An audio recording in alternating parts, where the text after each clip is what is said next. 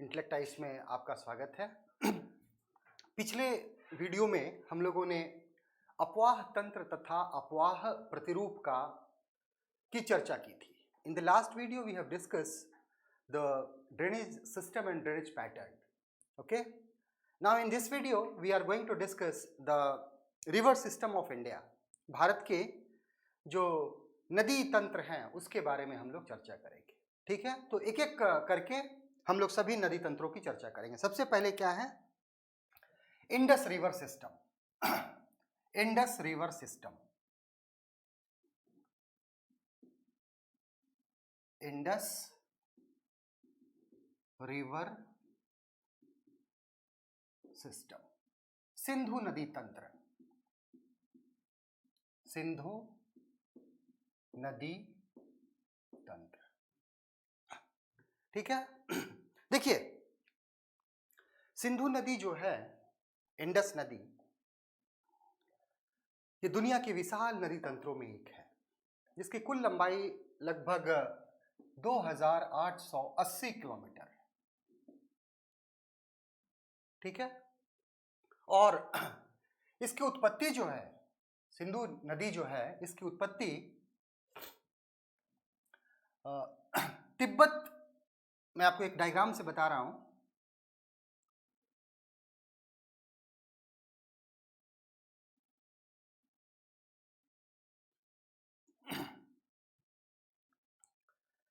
ये पूरा एरिया तिब्बत का है और यहां मानसरोवर लेक है. मानसरोवर झील के पास ही आपको लद्दाख रेंज, लद्दाख जो पर्वत श्रेणी है, लद्दाख पर्वत श्रेणी आगे जाकर के क्या बन जाता है? कैलाश पर्वत में बदल जाता है. ठीक है. तो इसी का लद्दाख जो आपको कैलाश श्रेणी है, इसी का एक ग्लेशियर बोखरचू, जिसका नाम है बोखरचू ग्लेशियर. यहां क्या है?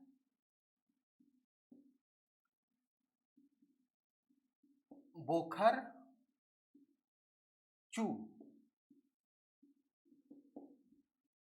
बोखरचू हिमानी. इसी से इसकी उत्पत्ति होती है. किसकी? सिंधु नदी की. और ये काराकोरम रेंज है, ये लद्दाख रेंज है और ये जास्कर रेंज है. यहां से एंटर करती है, जोजिला पास से एंटर करती है भारत में, और लद्दाख पर्वत को गिलगिट जो एरिया है, पीओके में है, पाक ऑक्युपाइड कश्मीर में है, पाक अधिकृत कश्मीर में है. यहां बुंजी नामक स्थान पर क्या कर देती है?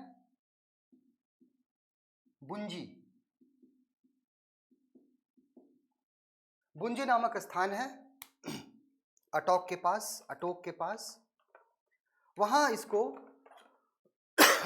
काट करके एक 5180 मीटर का गॉर्ज बनाती है और फिर उसके बाद बहती हुई भारत से बाहर निकल जाती है. ठीक है. So the Indus river originates from Bokharchu glacier very near to Lake Mansarovar. Lake Mansarovar.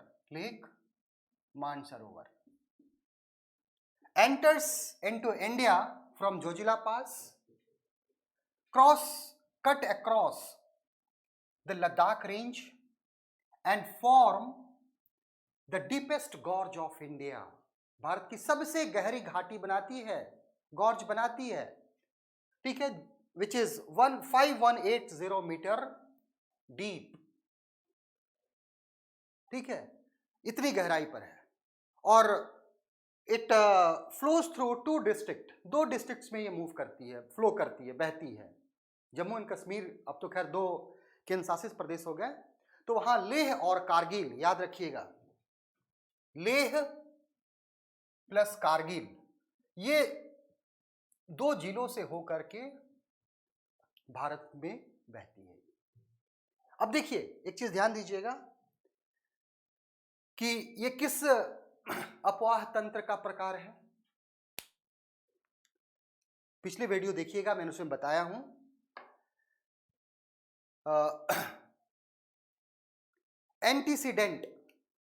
Antecedents पूर्ववर्ती नदी का एग्जाम्पल है ये। एंटीसीडेंट ड्रेनेज सिस्टम, ये इसका क्या है, उदाहरण है। पूर्ववर्ती नदी अर्थात वैसी नदी जिसके मार्ग में यदि कोई बाधा उत्पन्न होती है, किसी प्रकार की स्थलाकृति का विकास होता है, तो उसे क्या कर देती है, वो काट करके आगे बढ़ जाती है। It is example of indecent antecedent river. ठीक है, पूर्ववर्ती नदी का एग्जाम्पल है। और आकर के कराची के पास अरबियन सागर में, अरब सागर में जाकर के क्या कर देती है, ये अपना जल को गिरा देती है। अब देखिए यहां बहुत सारी आपको याद रखनी क्या है, इसके ट्रिब्यूटरीज कौन कौन से हैं। लेफ्ट बैंक ट्रिब्यूटरी और राइट बैंक ट्रिब्यूटरी, यानी कि उत्तर की इसके दाहिने हाथ में से कौन, दाहिने तरफ से कौन सी रिवर आके मिलती है और बाएं ओर से कौन सी रिवर आके मिलती है, क्योंकि यहां से बहुत सारे क्वेश्चन पूछे जाते हैं। ठीक है, तो tributaries of Indus river, Sindhu नदी की कौन कौन सी सहायिकाएं हैं। ट्रिब्यूटरी किसको कहते हैं, तो वे छोटी सरिताएं जो एक बड़ी नदी में आकर के क्या कर देती है, मिल जाती हैं। ठीक है, the reverse that joins the big river is called tributaries. Small reverse that joins the big river, small reverse, तो वैसे रिवर्स को हम क्या कहते हैं, ट्रिब्यूटरीज कहते हैं। ठीक है, तो सबसे पहले हम लोग देखते हैं कि इंडस रिवर के left bank tributary, left tributary कौन कौन सा है। तो लेफ्ट बैंक ट्रिब्यूटरी कौन कौन से हैं, इसकी बाएं तरफ से कौन कौन से मिलती है, and right bank tributary, right bank tributaries. देखिए लेफ्ट बैंक में कौन कौन से हैं, तो नंबर 1 जास्कर, जास्कर रिवर है। दूसरा सुरु रिवर, सुरु। तीसरा Son river, then Sigar, Sigar river, then उसके बाद झेलम, देन चेनाब, देन रावी, व्यास, सतलुज,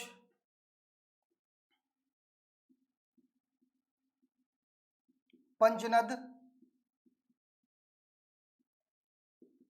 ये सब क्या है, इनके लेफ्ट बैंक ट्रिब्यूटरीज है, इनकी बाएं तरफ से आने वाली, यानी कि नदी, अगर हमने आपको डायग्राम से बता दिया था कि रिवर कैसे मूव करती है, यहां से ऐसे फ्लो करती हुई इधर निकल जाती है, तो इसके राइट बैंक ट्रिब्यूटरीज, इधर से जो भी रिवर आके मिलेगी वो क्या होगी, right bank left bank tributary होगी, और यहां से जो भी आके मिलेगी वो कौन सी होगी,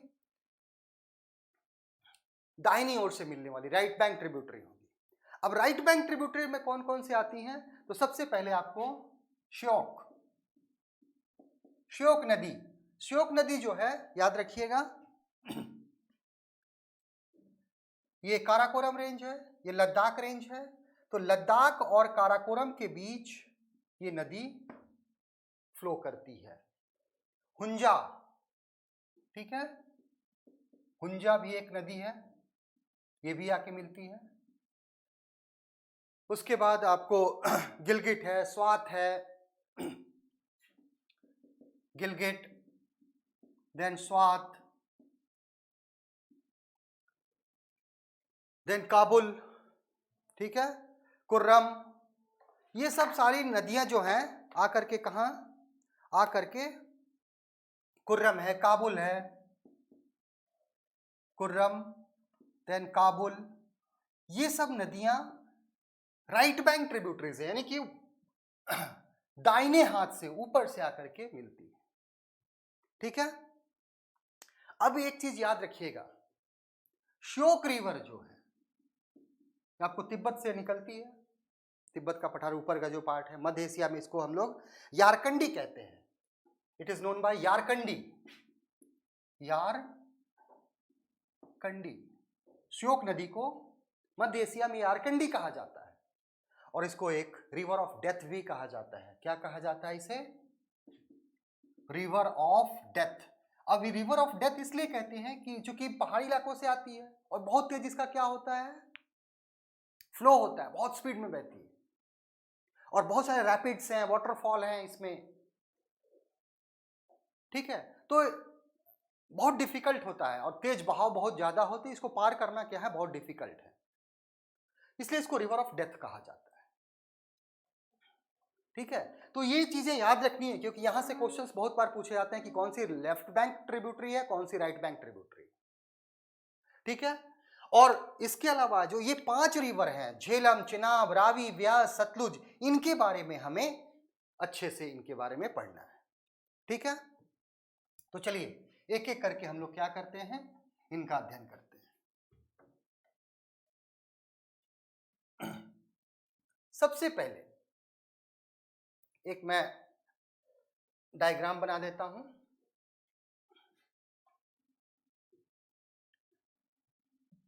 अगर हम इसे मान लिया इंडस नदी है ये, तो उसके बाद ये झेलम, झेलम के बाद ये चिनाब। ठीक है, चिनाब में ही आपको रावी आके मिल जाएंगी, चिनाब में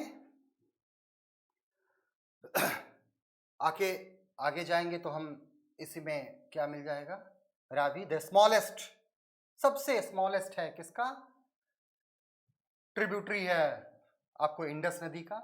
उसके बाद आगे जाएंगे तो यहां से आपको सतलज मिलेगी, और सतलज में ही आपको ये ब्यास नदी आके मिल जाती है।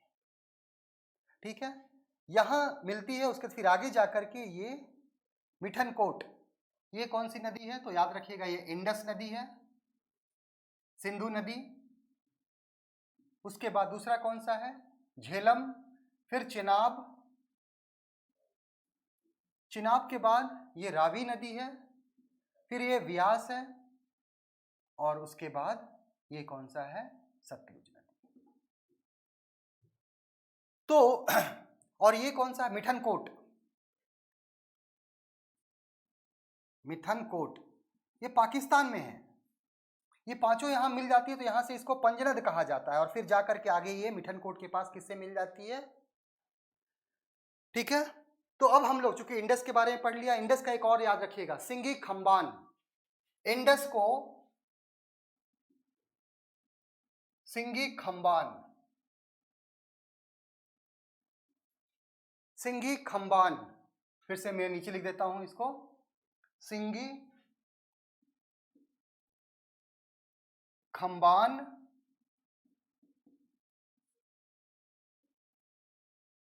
इस नाम से जाना जाता है कहां, तिब्बत में। इसका एक और अर्थ है सिंगी खंबान का, lion's mouth, mouth of lion, lion's mouth. ठीक है, तो बोखरचू ग्लेशियर से निकलती है, जोजिला पास से एंटर करती है इंडिया में। ठीक है, 2880 किलोमीटर इसका टोटल लेंथ है, लेकिन इंडिया में मात्र कितना किलोमीटर बहती है, सिर्फ 114 किलोमीटर। इंडिया में क्या है, सिर्फ 114 किलोमीटर ही ये बहती है सिंधु, बाकी इसका इंटायर कोर्स कहाँ है, कुछ कोर्स तो तिब्बत में है, चाइना में, दूसरा पाकिस्तान में इसका मैक्सिमम कोर्स है। ठीक है, सिर्फ 114 kilometre. The total length of Indus in India is only 114 kilometre. ठीक है, it forms the deepest gorge by cutting across the Ladakh range at बुंजी in Gilgit। बुंजी को काट करके लद्दाख रेंज, लद्दाख श्रृंखला को ये बुंजी नामक स्थान पर काटती है और वहां भारत का सबसे गहरा गॉर्ज 5180 मीटर जिसकी गहराई है वहां ये बनाती है। और याद रखिएगा ये चीज, ये जो गॉर्ज बनता है, ठीक है, तो ये किसका एग्जांपल हो गया? एंटीसीडेंट रिवर, पूर्ववर्ती नदी का एग्जांपल हो गया। कौन? इंडस। बाकी यहां जितने भी नदियां हैं सब पूर्ववर्ती नदी का ही एग्जांपल आपको मिलेंगे, ठीक है। अब हम एक एक करके किसके बारे में, अब इंडस की जितनी सहायक नदियां थी उसके बारे में उन्होंने पढ़ लिया। अब हम झेलम के बारे में देखते हैं क्या क्या है इसके बारे में। तो झेलम नदी की उत्पत्ति कहां से होती है? बेरीनाग के पास झरना है, बेरीनाग एक जगह है, ठीक है। तो it rises from a spring at Berinag. हम किसके बारे में चर्चा कर रहे हैं? झेलम नदी के बारे में, झेलम नदी, ठीक है। तो बेरीनाग झरना rises from the spring at Verinag, ठीक है। और बेरीनाग जो है वो कहां है? Is situated at the foothills of Pir Panjal, ठीक है ना। पीर पंजाल, पीर पंजाल जो पर्वत श्रृंखला है उसी के पदस्थली से इसकी उत्पत्ति होती है। तो बेरीनाग झील याद रखना है, झरना याद रखना है, वहां से इसकी उत्पत्ति होती है, ठीक है। उसके बाद ये फ्लो करती है वेस्टर्न डायरेक्शन में और किसके जगह? ये वूलर लेक जो है flows into Wular lake, Wular झील,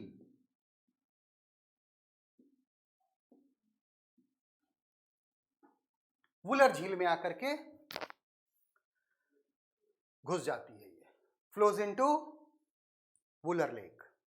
उसका फिर आगे निकलती है and Jhelum form the longest boundary between India and Pakistan. याद रखिएगा कि ये जो है झेलम नदी मुजफ्फराबाद से मंगला तक, मुजफ्फराबाद टू मंगला, ये बाउंड्री बनाती है किसके बीच? इंडिया के बीच, इंडिया और पाकिस्तान के बीच, ठीक है। जिसकी कुल लंबाई कितनी है? 170 किलोमीटर। अगर पूछा जाए कि which of the Indus river form the longest boundary between India and Pakistan, तो दैट इज ओनली झेलम, ठीक है ना। उसके बाद एक चीज और याद रखिएगा कि from Anantnag to Baramulla, Baramulla, this river is navigable. अर्थात अनंतनाग से बारामूला तक इस नदी में क्या है? नौकाएं चलाई जा सकती हैं, नेविगेबल है। यहां हम नाव वगैरह चला सकते हैं, छोटे मोटे जहाज चला सकते हैं, ठीक है। अदर कोर्स में और जगह कहीं नहीं चला सकते हैं क्योंकि ये हाईली क्या है? रैपिड्स बहुत ज्यादा हैं इसके। रैपिड्स मतलब होता है कि बहुत कम कम दूरी पर इसके छोटे छोटे जलप्रपात मिलते हैं, ठीक है। तो from Anantnag to Baramulla it is navigable, यानी कि ये नौ वहन योग्य है, अर्थात यहाँ नाव चलाई जा सकती है, ठीक है। आके जाकर के ये चेनाब में क्या हो जाती है? चेनाब में मिल जाती है, ठीक है। तो नेक्स्ट आते हैं चेनाब।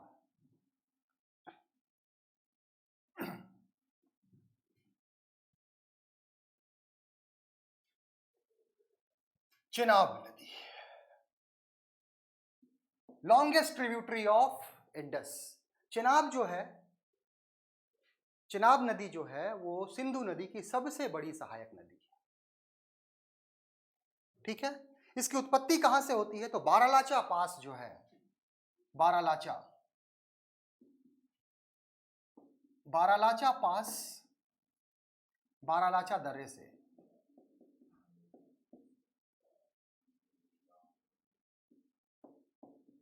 दर्रे से, दर्रे के दोनों साइड से दो हिमाचल प्रदेश के पास हिमाचल प्रदेश में ही निकलती है ये, ठीक है ना। लाहौल स्पीति डिस्ट्रिक्ट है हिमाचल प्रदेश का, जास्कर रेंज का है।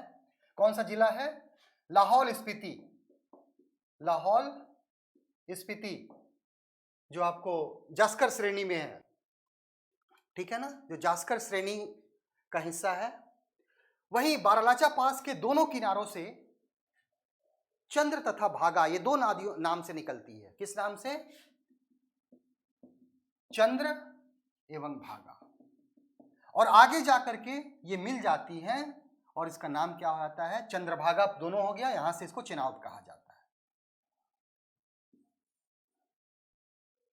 हिमाचल प्रदेश से, ठीक है।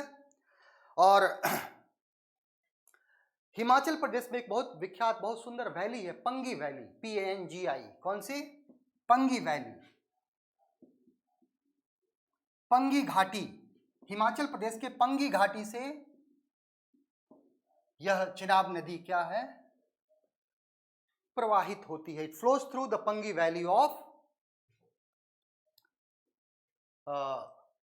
हिमाचल प्रदेश, ठीक है। आगे जाकर के फिर ये सतलज में मिल जाती है। उसके बाद नेक्स्ट कौन सा है?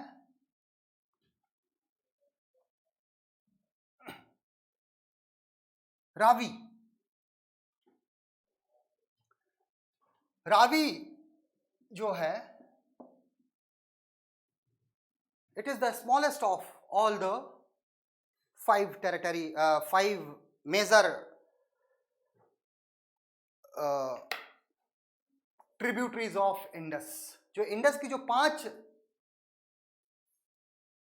जो सहायक नदियां जो बड़ी बड़ी हैं, जिसमें झेलम, चिनाब, रावी, ब्यास, सतलुज है, इनमें सबसे छोटी नदी कौन सी है? वो रावी है, ठीक है। अब देखिए, रावी जो है ये कुल्लू घाटी, जो कुल्लू वैली के पास जो रोहतांग पास है, ठीक है, रोहतांग पास, रोहतांग पास, रोहतांग दर्रे के पास, रोहतांग दर्रे, यहां से क्या होती है? ये निकलती है। और कुल्लू की जो विख्यात घाटी है, the Kullu valley of Himachal Pradesh,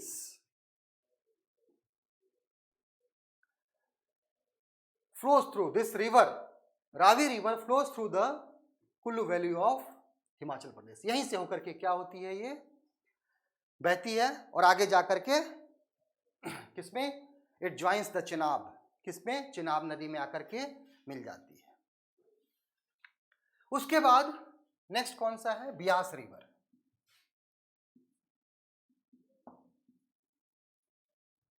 Beas river जो है वो ब्यास कुंड, रोहतांग पास, इसका भी कहाँ है? कहाँ से निकलती है? ये रोहतांग पास से ही निकलती है। रोहतांग पास के कौन सा? ब्यास कुंड से, VYAS, व्यास कुंड, यहां से निकलती है एंड ज्वाइंस, किसको ज्वाइन करती है? सतलुज नदी को। कहां? हरिके बैराज, हरिके बैराज में, हरिके बैराज के पास जाकर के, हरिके नामक स्थान पर के जाकर ये सतलज में मिल जाती है। उसके बाद कौन सा आता है? सतलज।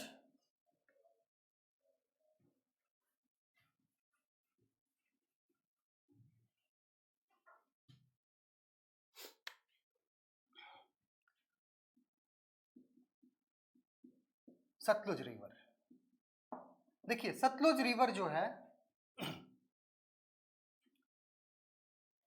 ये राकसताल लेक, राकसताल, ठीक है, राकसताल, राकसताल लेक,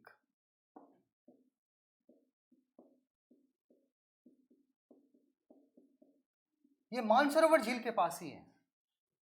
वहां से क्या होती है? ये ओरिजिनेट होती है नियर मानसरोवर के पास से, और सिपी किला, ठीक है,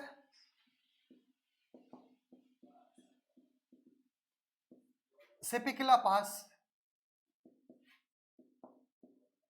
सिपकिला दर्रे, दर्रा से हिमाचल प्रदेश में ये क्या होती है, एंटर करती है। ठीक है, इसको लांचेन खंबाब कहते हैं। तिब्बत में इसका नाम क्या है, लामचेन, लांग चेन खंबाब।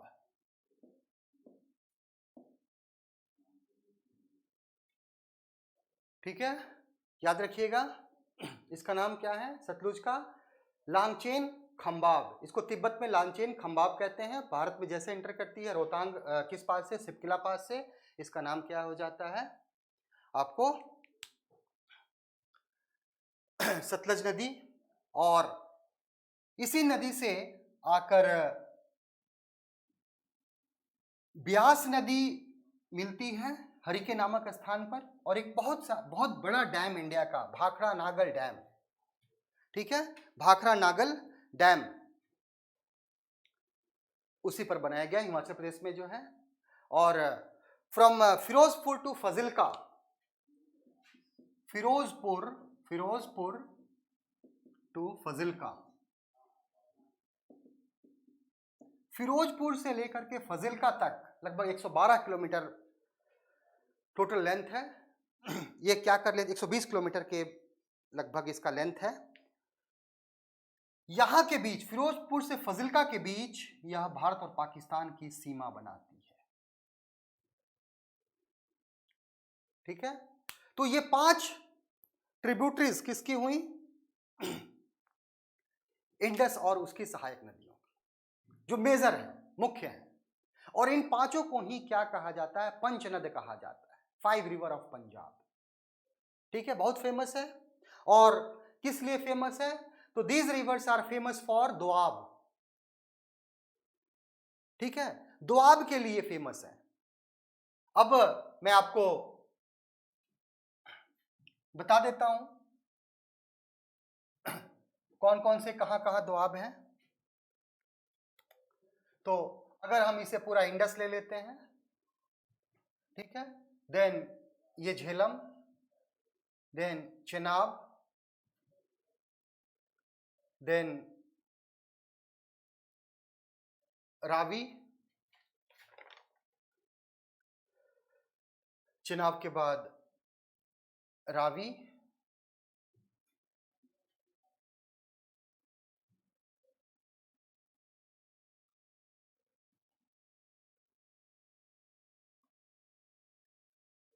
ये इंडस नदी, सिंधु नदी, ये झेलम नदी, ये चेनाब नदी,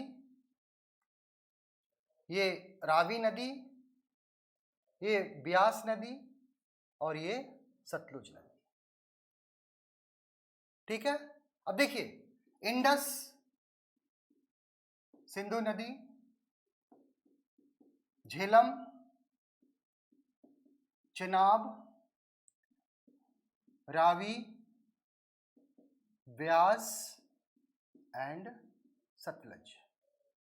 अब इन नदियों के बीच में क्या है, अब देखिए,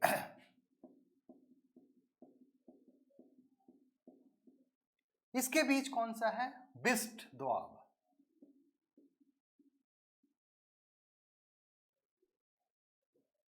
ठीक है, बिस्ट दोआब।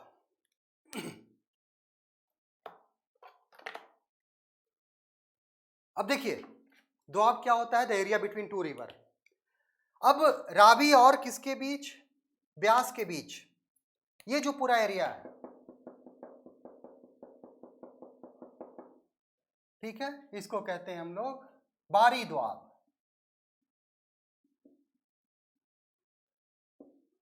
ठीक है,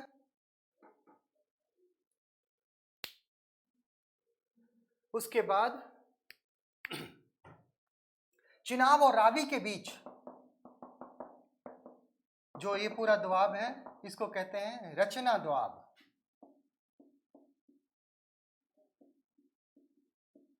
रचना दोआब।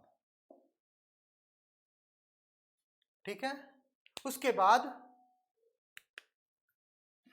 झेलम और चिनाब के बीच जो दोआब है उसे कहते हैं चाज।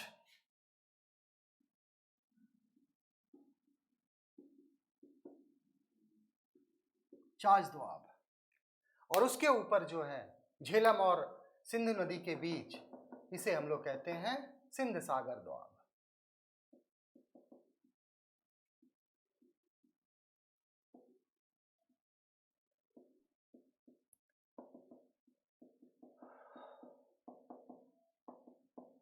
ठीक है, बहुत फेमस है दोआब जो है, बहुत फेमस है। किस लिए? बहुत फर्टाइल लैंड होता है। और याद रखिएगा कि 1960 में क्या हुआ था, इंडस वाटर ट्रीटी, इंडस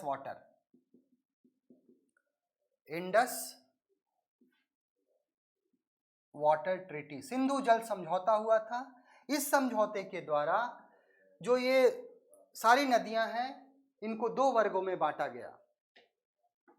ठीक है, पश्चिम की ओर नदी, पश्चिमी नदी, western river and eastern river.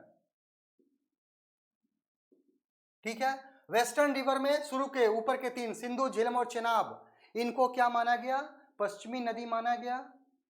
और इस संधि के अनुसार 80% water of these three river, Indus, Jhelum and Chenab, was allotted to Pakistan. ठीक है ना?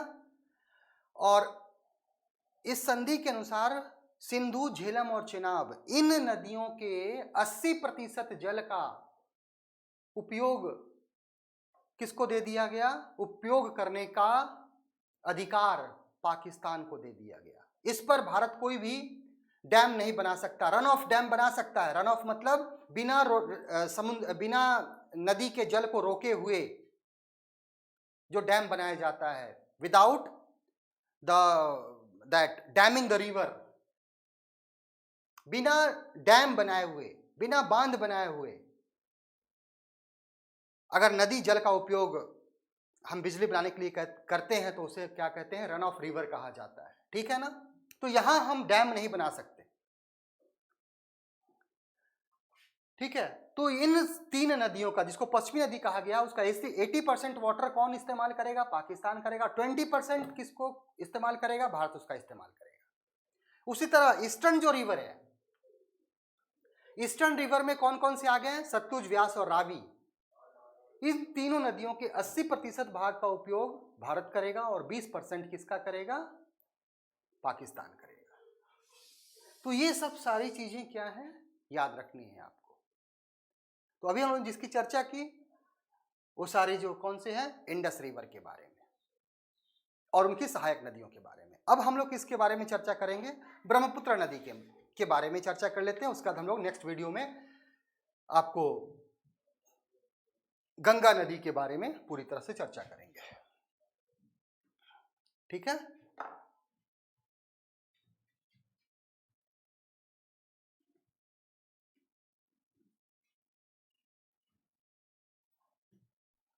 Indus river system.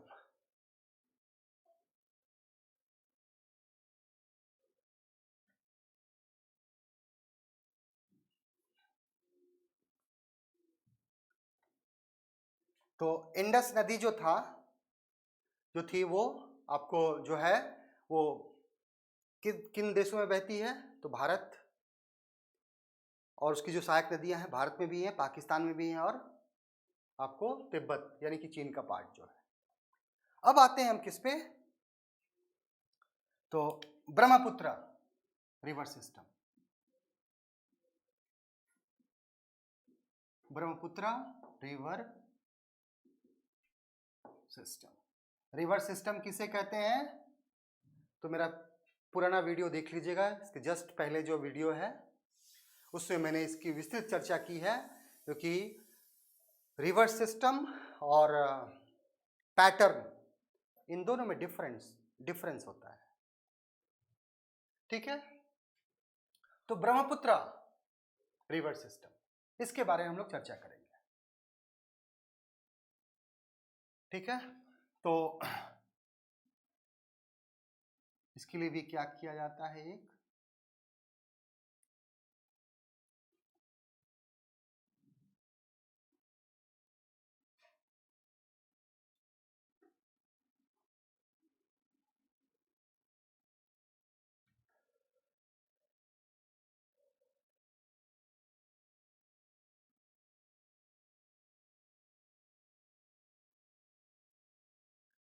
ओके, ये आपको मानसरोवर लेक, ठीक है। उसके बाद है मरियम लॉ,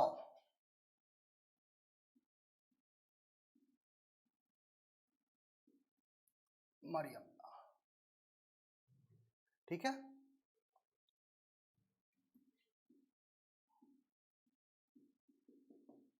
यहां एक ग्लेशियर है चमांग डुआंग, ठीक है, चुमांग युंग, चोमयुंग,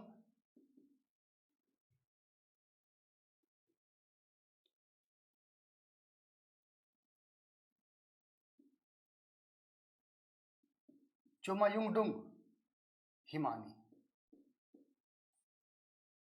ठीक है।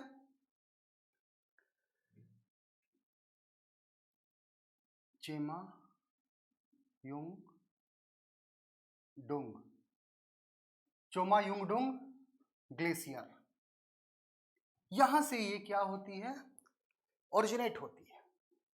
और यहां से ओरिजिनेट होने के बाद यानी मानसरोवर लेक, और दिस इज मानसरोवर लेक, ये कौन सा है,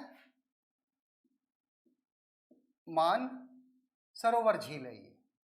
और मानसरोवर झील और चोमांगयुंग ग्लेशियर, चमांगयुंग डुंग ग्लेशियर, इन दोनों को अलग कौन करता है, मरियम लॉ। यहां से रिवर ब्रह्मपुत्र ओरिजिनेट करती है, और यहां नामचा बरुआ है, दिस इज, ये कौन सा है, नामचा बरुआ, नामचा बरुआ। यहां से आने के बाद सीधे यहां से टर्न लेती है और हिमाचल प्रदेश में इंटर करती है।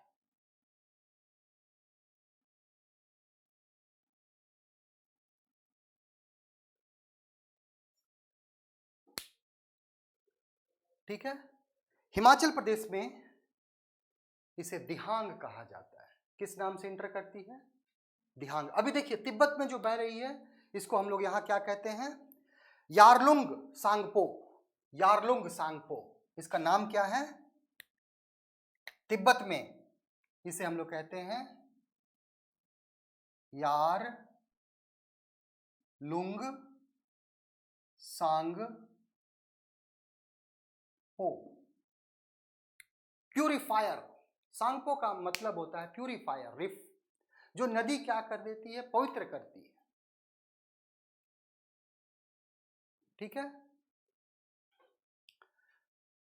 तो यारलुंग सांगपो कहते हैं, और इसे, और ये पूरब से, पश्चिम से पूरब की तरफ क्या है, ये फ्लो करती हुई नामचा बरुआ के पास जैसे आती है वैसे ही ये सीधे साउथवर्ड टर्न लेती है और अरुणाचल प्रदेश में इंटर करती है, जहां इसका नाम पड़ता है दिहांग। क्या कहते हैं इसे, दिहांग नदी कहते हैं।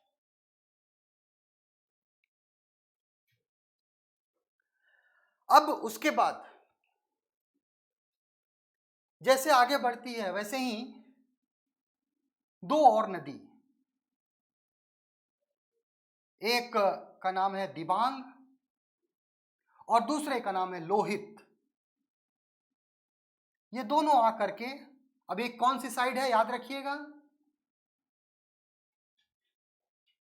किस साइड से, इसके दाएं किनारे, बाएं किनारे से आकर मिलती है। बाएं किनारे से आकर के कौन सी रिवर मिलती है, पहला है दिबांग, दिबांग नदी,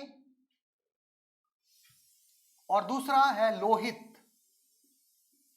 ये दोनों नदियां आकर के मिलती है कहां, धुबरी, और यहां से इसका नाम क्या हो जाता है, ब्रह्मपुत्र हो जाता है। ठीक है, आगे बढ़ती है,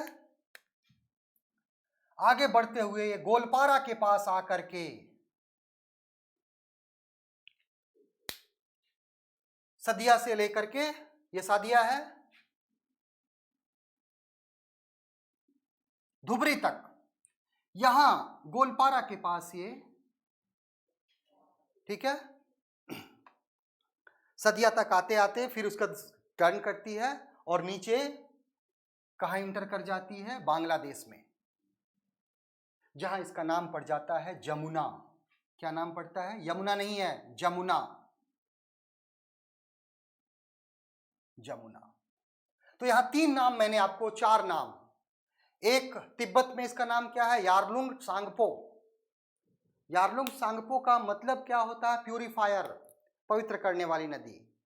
जैसे वो इंटर करती है अरुणाचल प्रदेश में, उसका नाम पड़ता है दिहांग। और जैसे वो इंटर करती है असम में, दिहांग इंटर करती है असम में, 2 नदियां आके मिलती है। पहला कौन सा? ऊपर में आके मिलेंगी दिबांग, और फिर उसके बाद लोहित। ये दोनों सदिया के पास आके मिलती है और यहां से इसका नाम क्या हो जाता है? ब्रह्मपुत्र हो जाता है। सदिया से धुबरी तक आती है और यहां से आकर के वो कहां, ठीक है, धुबरी तक आने के बाद वो कहां मिल जाती है? जमुना के नाम से बांग्लादेश में ये प्रवाहित होती है। तो ये 4 नाम याद रखने हैं इसके। अब देखिए, जो ब्रह्मपुत्र है और रैंप घाटी में बहती है। It flows through ramp valley. इसके लिए अलग से हम लोग वीडियो बनाएंगे, बट यहां याद रखिएगा कि रैंप वैली से बहती है। रैंप वैली में क्या होता है, मैं थोड़ा सा बता देता हूं आपको। जैसे मान लिया कि कोई बड़ा सा स्ट्रक्चर है, क्रैक्स पड़ गया, ठीक है, इस क्रैक्स में क्या हो गया, बीच का पार्ट तो वहीं रह गया, लेकिन साइड वाला पार्ट दोनों क्या हो गया, ऊपर उठ गया।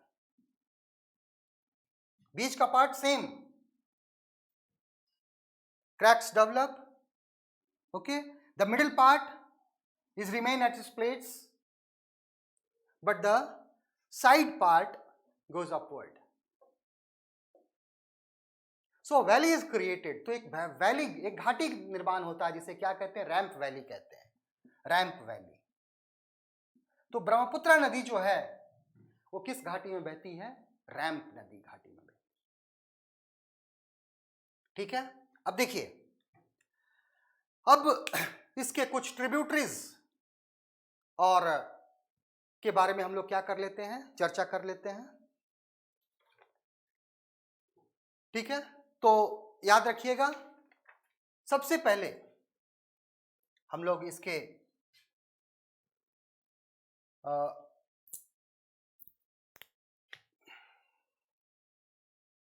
राइट पार्ट की ट्रिब्यूटरीज के बारे में पढ़ लेते हैं।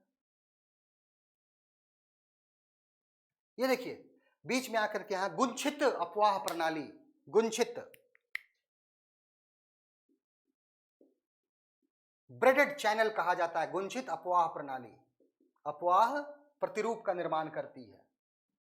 आगे बढ़कर के ये गुंछित, ठीक है, अपवाह प्रणाली का विकास करती है, ब्रेडेड। अब देखिए, अब इसके दाहिने किनारे से कौन कौन सी नदी आके मिलती है। लेफ्ट साइड से तो हम लोगों ने 2 चीज देखा, अभी दिहांग देखा, लोहित देखा, ठीक है, दिबांग है, लोहित है, धनसरी है। आगे जाएंगे तो कौन सी मिलेगी, धनसरी। आगे अगर हम जाएंगे, ये ब्रेडेड चैनल है ये, ठीक है ना, ब्रेडेड चैनल। यहां बहुत सारे क्या मिलते हैं, नदी द्वीप मिलते हैं, ठीक है ना, नदी द्वीप। जैसे आपको माजुली, द वर्ल्ड बिगेस्ट, दुनिया का सबसे बड़ा नदी द्वीप है, जो आपको असम में है। और किस नदी द्वारा बनाई जाती है ये, तो ये नदी जो है ब्रह्मपुत्र द्वारा। अब इसके कौन कौन से लेफ्ट बैंक ट्रिब्यूटरी है और कौन कौन से राइट बैंक ट्रिब्यूटरी है, उसके बारे में हम लोग चर्चा करेंगे। उसका एक आप लोग क्या कीजिए,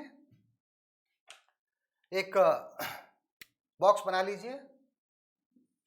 सबसे पहले हम लोग किसके बारे में बात करेंगे, लेफ्ट बैंक ट्रिब्यूटरी, यानी कि बाएं तट से कौन कौन सी नदी मिलती है इसके बाएं किनारे से। तो बाएं किनारे में सबसे पहले तो दिबांग लिख लिया हम लोगों ने, लोहित लिख लिया, उसका लिख लीजिए धनसरी, यानी कि दिबांग हो गया, दिबांग, लोहित, धनश्री, कपिली, ठीक है ना, कपिली। ये जो नदियां हैं ये बाएं तट से आकर के किसमें मिलती है? ब्रह्मपुत्र में मिलती है। अब राइट बैंक से कौन कौन से आती है?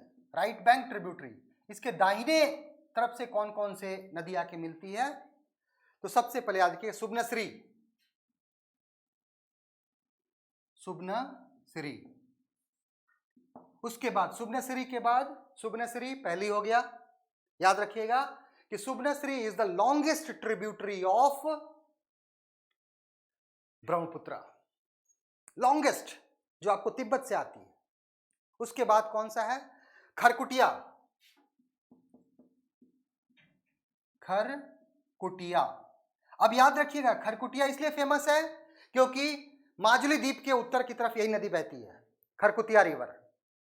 उसके बाद है केमांग, केमनांग, ठीक है, केमनांग।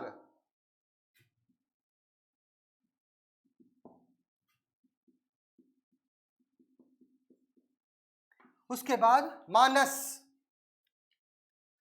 ठीक है, मानस रिवर। फिर रैदाक रिवर, ठीक है, रैदाक रिवर। फिर तिस्ता रिवर। उसके पहले आपको जयधाका रिवर भी लिख लीजिएगा, जयधाका रिवर। और सातवां कौन सा है? जो सेवेंथ है वो तिस्ता रिवर है। तिस्ता का स्पेलिंग टी आई से भी होता है, टी डबल ई से भी होता है, ठीक है, तिस्ता रिवर।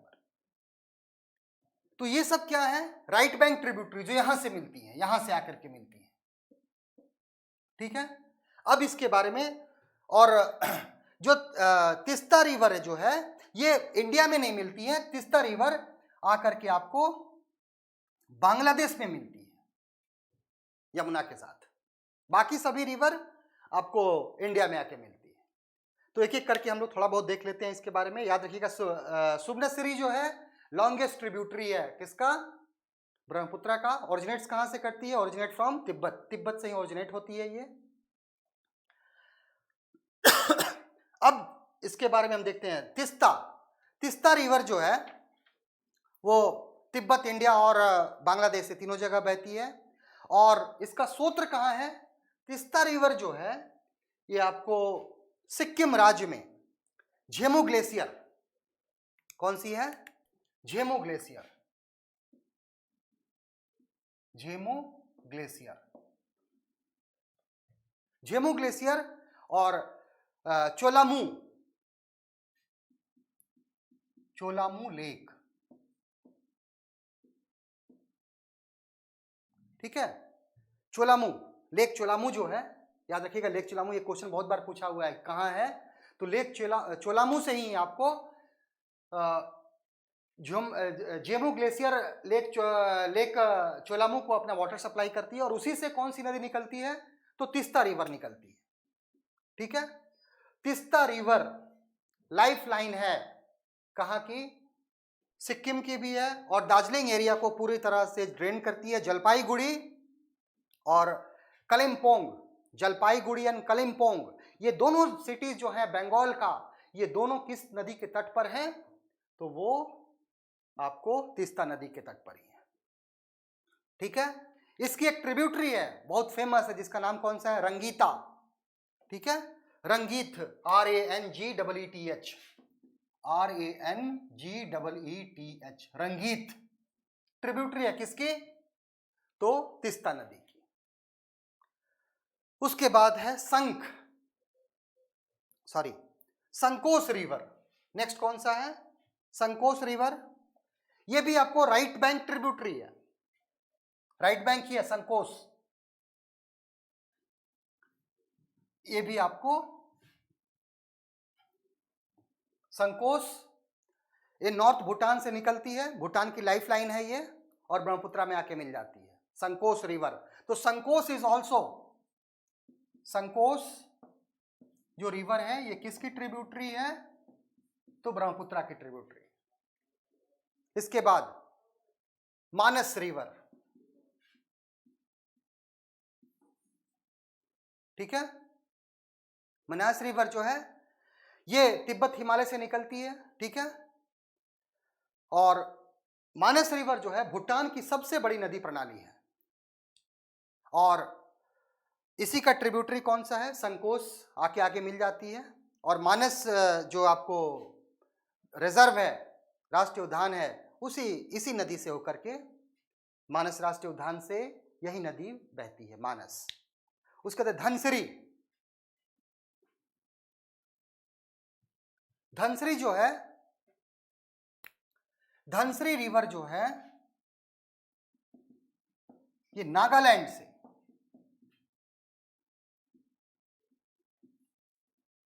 ओरिजिनेट होती है। और इंटंकी,